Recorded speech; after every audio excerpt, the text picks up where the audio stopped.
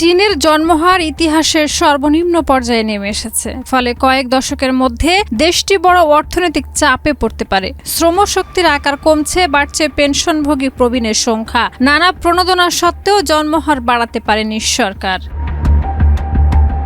এই প্রেক্ষাপটে প্রযুক্তিকেই সম্ভাব্য সমাধান হিসেবে সামনে আনছে বেইজিং। দেশটির প্রেসিডেন্ট শি জিনপিং দীর্ঘদিন ধরে উৎপাদন খাতে আধুনিক ও স্বয়ংক্রিয় করার উদ্যোগ নিয়েছেন। এখন রোবট ও কৃত্রিম বুদ্ধিমত্তা এআই জনসংখ্যাগত ভারসাম্যহীনতার চাপ সামলানোর কৌশলের অংশ হয়ে উঠছে।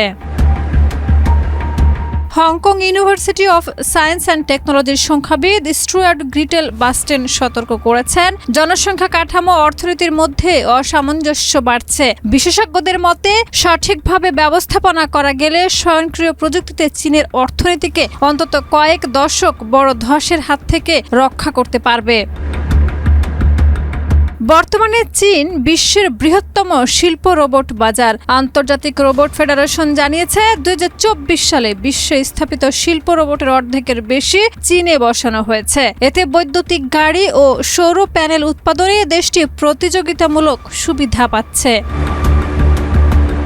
তবে চ্যালেঞ্জও কম নয়। বিশেষজ্ঞরা বলছেন এআই ও রোবট উৎপাদন খাতের প্রায় 70% শ্রমিককে প্রভাবিত করতে পারে। স্বল্প মেয়াদে বেকারত্ব বাড়ায় ঝুঁকি রয়েছে, যদিও দীর্ঘমেয়াদে উৎপাদনশীলতা বাড়াতে পারে। তাই শ্রমিকদের পুনঃপ্রশিক্ষণ ও সামাজিক নিরাপত্তা জোরদার করা জরুরি।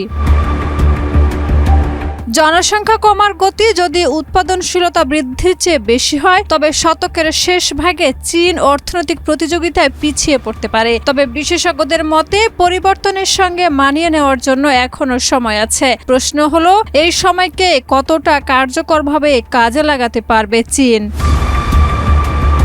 শাহিদা রুবি, মাই টিভি।